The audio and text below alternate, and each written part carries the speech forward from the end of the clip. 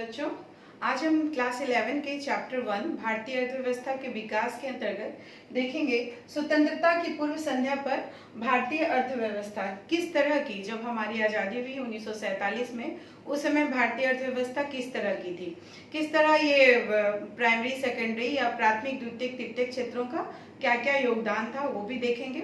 आपके JAC board में questions आए हैं 2013 और 2012 में इस चैप्टर से, उसे भी हम डिस्कस करेंगे। अब सबसे पहले इसका परिचय देखते हैं। 1947 में आज़ाद हुआ भारत। उसके पहले 200 वर्ष तक, लगभग 200 वर्ष तक भारत जो था अंग्रेजों के गुलाम में था। और 1757 और 1764 ये दो महत्वपूर्ण तिथियां हैं। यानी कि 1757 में जब पलासी का युद्ध हुआ और 1764 में बक्सर का युद्ध हुआ, उसके बाद है ये अंग्रेजी सत्ता के अधीन हमारा भारत पूर्णतः आ गया। उसके पहले जब हमारा भारत किस तरह से था, पूर्णतः आत्मनिर्भर था। बहुत ज़्यादा यहाँ उद्योग धंधे नहीं भी विकसित हुए थे, फिर भी यहाँ के कृषि में इतना उपजा लेती थी कि लोग अपने लोगों का पेट भर सके। यहाँ के हस्तशिल्प और वस्त्र उद्योग बहुत ज़्यादा फेमस थे। ढाका की मलमल, ढाका जो अभी बांग्लादेश में है, अभी बांग्लादेश चला गया, वहाँ की मलमल बहुत ज़्यादा प्रसिद्ध थी, दूर दूर तक इसकी डिमांड होती थी। उसके अलावा हस्तशिल्प के एक से एक नमूने जो ईरान, रोम वगैरह हर तरह इनका व्यापार होता था। इस तरह हम लोग देखते हैं कि ये पूरी तरह मसाले वगैरह इनका भी इससे भी रोम की रसोई बहुत ज़्यादा सुगंधित रहती थी। इस तरह हम देखते हैं कि हमारा देश पूरी तरह आत्मनिर्भर था। लेकिन जब अंग्रेजी शासन आया उसके बाद बहुत कुछ हमारे यहाँ परिवर्तन हुआ। यानी कि औपनिवेशिक शासक के अंतर्गत निम्न स्तरीय आर्थिक विकास। अंग्रेजी शासन की प्रथम नीति थी कि यहाँ जितने भी लोग हैं या यहाँ की अर्थव्यवस्था का पूर्णतः शोषण किया जाए। वहाँ सबसे पहली जिम्मेदारी उनकी अपने देश के प्रति थी। यानी कि सबसे ज़्यादा भला उन्हें अपने देश का करना था। यहाँ के ना लोगों से मतलब था और ना ही यहाँ की अर्थव्यवस्था से मतलब था। तो आप इसमें देख सकते हैं। उसके साथ ही साथ 1793 में लॉर्ड कॉर्नवालिस ने जमींदारी प्रथा जब यहाँ पे लगाई, उसके बाद यहाँ के जो लोगों का हालत या किसानों की हालत और भी खराब हो गई।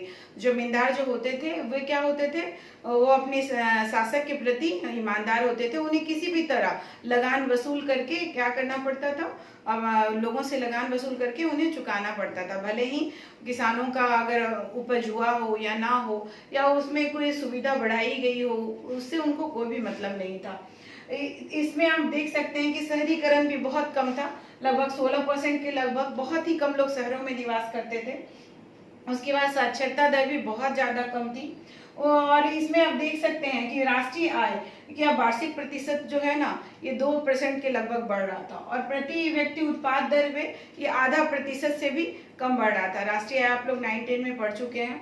तो इसमें इसके में दादा भाई नौरोजी और William Digby, Findlay Shirras, doctor VKRB Rao, इन लोगों ने अपना अपना जो सामाजिक विज्ञानी या अर्थशास्त्री कहिए, इन्होंने अपना अपना इस ओर ध्यान आकर्षित किया। सबसे पहले दादा भाई नौरोजी ने ड्रेनेज ऑफ सिद्धांत दिया, जिससे पता चला कि किस तरह हमारे भारत का धन बाहर चला जा रहा है। लेकिन इन सब में से सबसे सटीक अनुमान जो था, जिसे डॉक्टर VKRB राव का था, जो स्वतंत्रता के पूर्व जो भी उन्होंने अनुमान लगाए वो बहुत ही ज़्यादा सही था।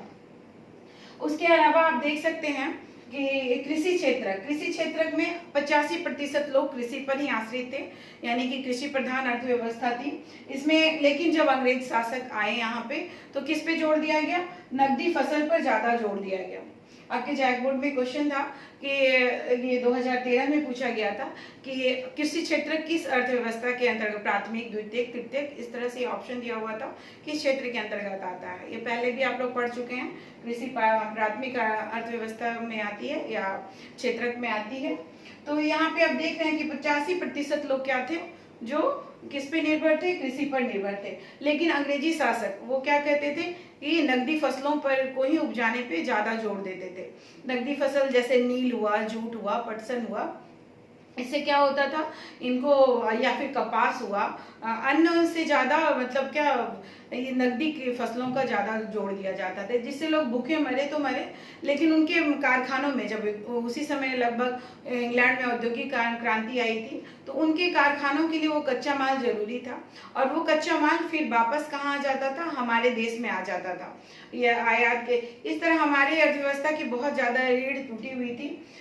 इसमें जो नकदी फसल में आप देख सकते हैं कि वही विदेशी व्यापार में भी यूज होता था, जैसे कच्चे माल का निर्यातक और उपभोक्ता वस्तुओं का आयातक करते थे, यानी कि पटसन, जूट, नील वगैरह का जब निर्यात करने के बाद उन वहाँ कारखानों में से जो चीज बन जाते थे, वही विदेशी व्यापार में क्या होता था, उसका आयात होता था। आप औद्योगिक क्षेत्र में भी देख सकते हैं कि बड़े बड़े जो इंडस्ट्री है वो अंग्रेजों ने नहीं स्थापित किया। हमारे यहाँ 1907 ईस्वी में टिस्को की स्थापना हुई, जो टाटा घराने की एक देन थी।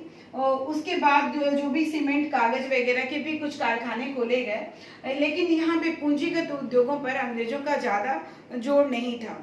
और आप एक चीज़ और भी देख सकते हैं, विदेशी व्यापार जब होने लगा, आप देख सकते हैं कि यहाँ भारत है, और भारत जब से कुछ भी सामान ले जाया जाता था, ब्रिटेन इतनी दूर ले जाया जाता था, इससे पूरा क्या होता था, पूरे अफ्रीका महाद्वीप का यहाँ चक्कर लगाना पड़ता था। लेकिन जब 1869 में स्वेज नहर की जब स्थापना हुई, स्वेज नहर कहाँ पे बन गया, स्वेज नहर आप देख सकते हैं कि स्वेज नहर यहाँ पे बन गया, और इसके बाद रेड सी और ये मेडिटेरेनियन सी, इसके बीच में जब स्वेज नहर जब बन गया, तो उसके बाद फिर क्या हुआ, व्यापार बहुत ज़्यादा सुगम हो गया और लोगों को व्यापार करने में ज़्यादा सुविधा हुई, जिस कारण ज़्यादा से ज़्यादा विदेशी व्यापार हुआ। लेकिन ये सारा व्यापार किस तरह का होता था, ज़्यादा कच्चे माल का भारत निर्यात करता था, जिससे उसे बहुत ही कम पूंजी मिलती थी, और बने हुए माल का आयात करता था, जो ऑब्वियसली महंगा होता था। इस तरह देखते हैं कि हमारे जो भारत के लोग हैं दोहरी शोषण के शिकार होते थे। उसके अलावा आप देख सकते हैं जनांकीय परिस्थिति क्या थी। जनांकीय परिस्थिति का भी कुछ ठोस अनुमान नहीं लगाया गया था। सबसे पहले 1881 ईस्वी में जनगणना शुरू हुई, लेकिन इसके भी जो अनुमान थे वो काफी सटीक नहीं थे। और जब 1921 ईस्वी में यहाँ पे जब जनगणना कराई गई, तो इस समय जो जनसंख्या का संक्रमण काल कहा जाता है या विभाजक काल कहा जाता है, इस समय हम आप देख सकते हैं कि शिशु मृत्यु दर जब अंग्रेजों के समय हमारे यहाँ 218 थी, जो अभी कितनी है, 63 है। और जीवन प्रत्याशा यानी कि कोई व्यक्ति कितने दिन तक जीवित रहेगा, 100 वर्ष की उम्र जो एवरेज मान रहे हैं हम लोग, उसमें से 32 साल ही जीवन प्रत्याशा थी, और लेकिन अभी कितनी है, हमारे यहाँ 63 साल है। तो इस तरह देखते हैं हर क्षेत्र में हमारा भारत उस समय बहुत ज्यादा पिछड़ा हुआ था। उसके अलावा आप देख सकते हैं व्यवसायिक संरचना, जैसे 85% लोग कृषि पर निर्भर थे, लेकिन जो व्यवसाय में 70 से 75% लोग व्यवसाय में लगे हुए थे। उसके अलावा विनिर्माण क्षेत्र में 10% लगे हुए थे। ये क्वेश्चन भी आया है आपके जैक के 2012 में आया हुआ है कि विनिर्माण क्षेत्र में कितने लोग लगे हुए थे।